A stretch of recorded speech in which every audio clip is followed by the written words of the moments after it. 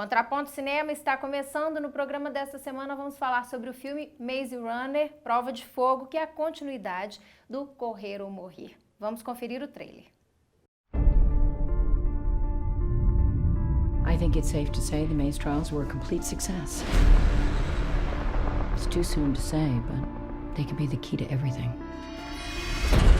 It's time now to begin phase 2.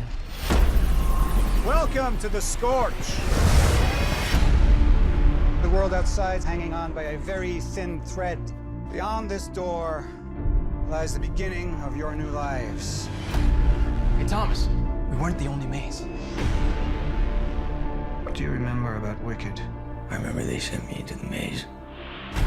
I remember watching my friends die in front of me. Don't you want to understand? Understand what? Why this all happened? I just need to know. Whose side are you on? They're hiding something. Come on, you don't know that. They lied to us. We never escaped. It's all just been part of their plan. What do they want from us? Thomas! The maze is one thing. The two kids wouldn't last one day out in the Scorch.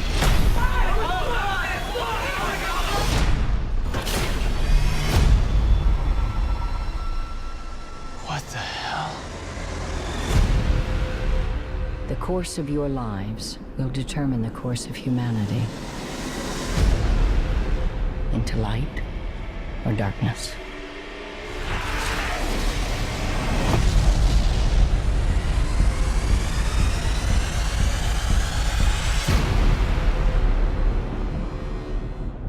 Como você pode conferir no trailer, esse filme, Prova de Fogo, tem um cenário muito mais sofisticado, se é que a gente pode dizer assim, em comparação com o primeiro, que era o filme inteiro passado dentro de um labirinto. Agora a gente tem aqui um cenário típico dos filmes contemporâneos, né, Zé Luiz? De cenário de fim de mundo. Eu acho que isso é interessante, né? A gente já teve a oportunidade de comentar em outros programas como que a gente tem cada vez mais distopias, né?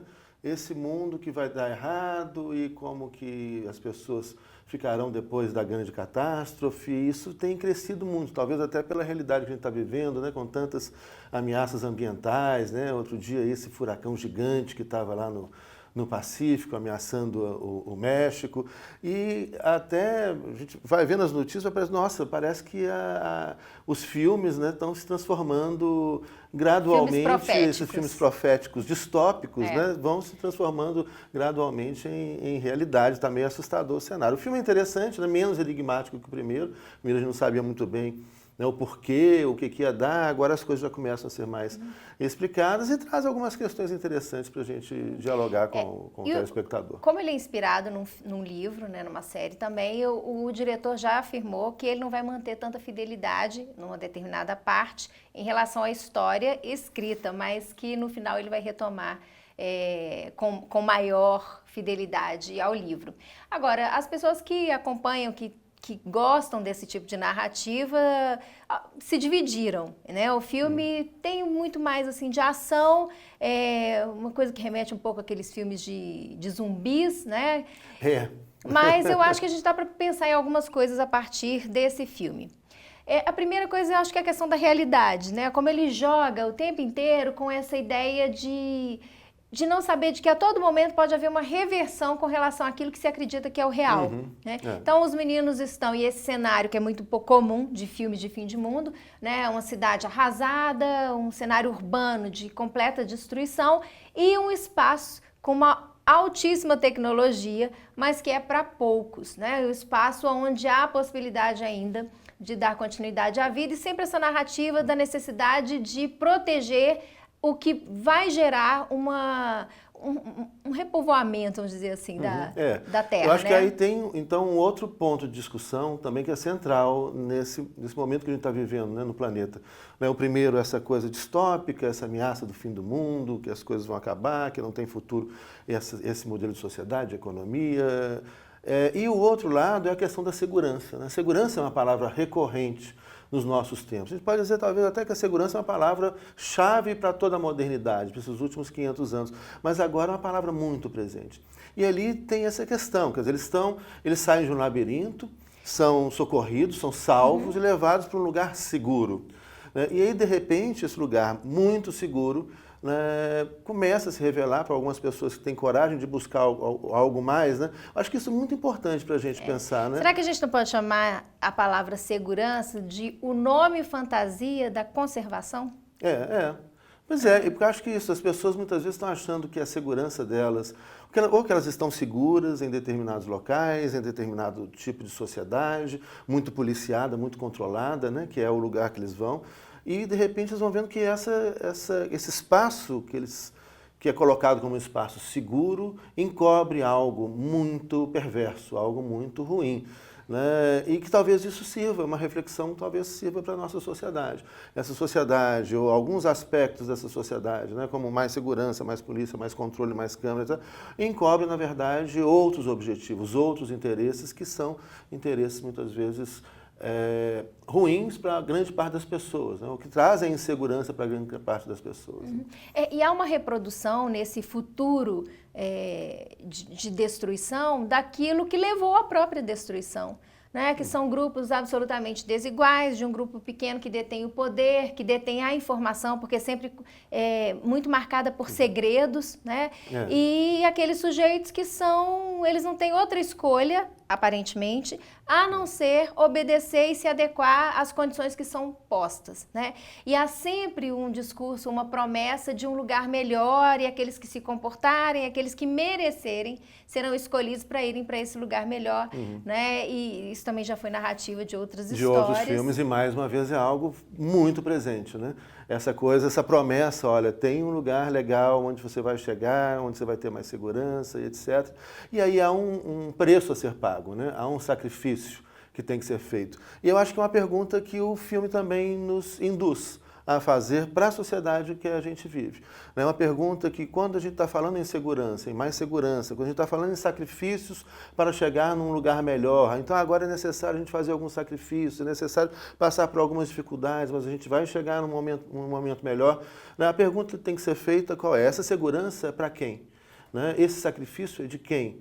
Para garantir a segurança de quem? Por isso que eu chamei de conservação, né? Ou seja, quem está numa condição favorável para conservá-la, usa do discurso da segurança. E uma outra palavrinha que está presente também e que é hoje utilizada como forma de manipulação ou de obtenção de determinados comportamentos é o medo, né? Então é a presença do medo como mecanismo de controle. Então, há todo um discurso da impossibilidade de uma vida fora daquele espaço, de que eles sabem o que é o melhor, que a única possibilidade de continuar existindo é aquela forma, e as pessoas, então, vão se recolhendo a essa existência imposta como em função do medo, né? Elas se tornam controláveis. Que é uma outra conexão interessante que a gente pode fazer entre medo e segurança, né? Como que... Bom, isso era muito feito, né? E talvez ainda algumas pessoas ainda façam, né? Com seus filhos, eu acho que não deveriam fazer, né? Porque o medo...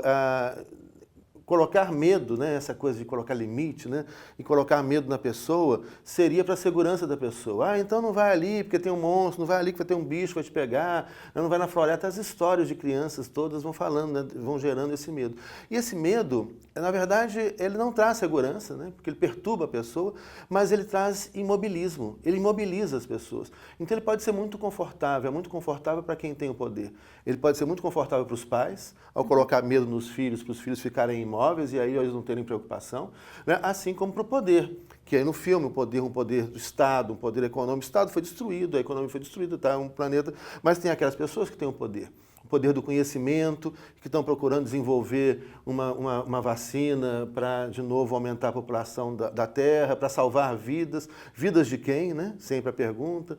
Para trazer segurança para quem? E esse medo que imobiliza. Olha, então agora nós vamos exigir um sacrifício de vocês e colocamos medo para que vocês não saiam do lugar. Né? O medo imobiliza. Eu acho que esse é um outro aspecto muito interessante. Sim. E alguns jovens, esses jovens que conseguem romper com medo e aí vão descobrir aquilo que estava oculto e que talvez a gente precisa fazer também, né, na nossa sociedade. O Mia Couto, né, um poeta muito querido, assim, a gente sempre fala dele aqui nos programas do Contraponto, tem uma fala que circula bastante na internet sobre o medo, né? E ele se pergunta, olha, quem é que tem medo que o medo acabe? Né? Quem é que vai perder se o medo acabar? E isso me leva a outra pergunta que também perpassa pela narrativa desse Maze Runner, que é quem é o inimigo? Né? Ali há esse jogo com aquele que aparentemente é o que cuida, na verdade quem traz o perigo. E quem é o inimigo na história, né? Pois é, e aí o que é revelado é que não é... E o ruim é que toda a história, parece, né, todas essas distopias, elas sempre exploram a ideia da existência do inimigo, ou seja, será que só existe essa possibilidade de ter inimigo, de ter um inimigo, né?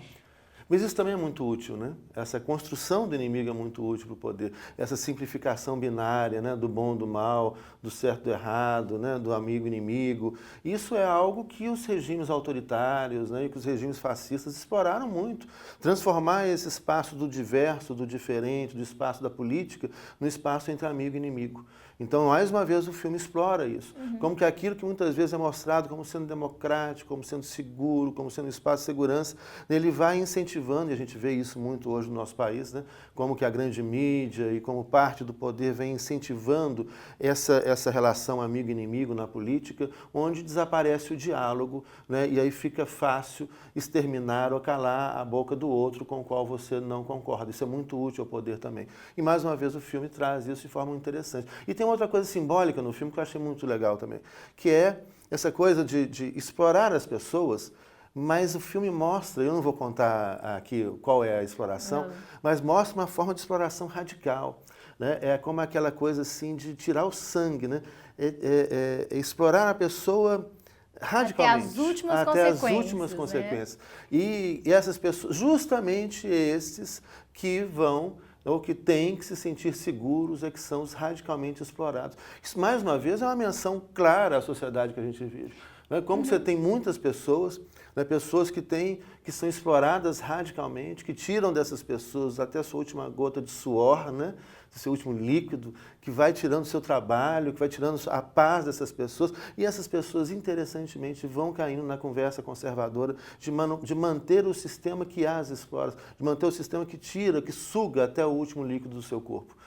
Eu acho que essa também é uma outra coisa interessante e é um retrato do nosso país.